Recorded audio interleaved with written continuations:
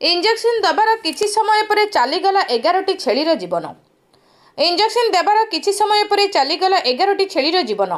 सुवर्णपुर जिला Binika block सिंगीजुबा colony पड़ार Ramchandra Kumar घरे पाली किछि छेली असुस्थ हेबा परे प्राणी चिकित्सक को जोगाजोग करथिले। प्राणी चिकित्सक खबर पाई आसी देखिबा परे छेली मानकु इंजेक्शन देवा किछि समय पर समस्ते चेताशून्य होई 11टी मृत्यु होई जाइथिबा छेली मालिक अभियोग करिसंती।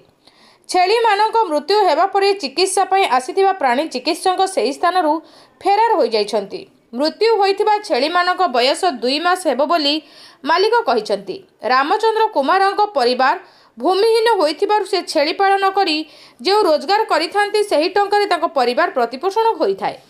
आज 2 मासर 11टी छेलीर मृत्यु पर परिवार भांगी पड़िबा सह सरकारी साहाय्य सहयोग जोगाई देबा पई रामचंद्र कुमार और ग्रामवासी दाबी करिसंती।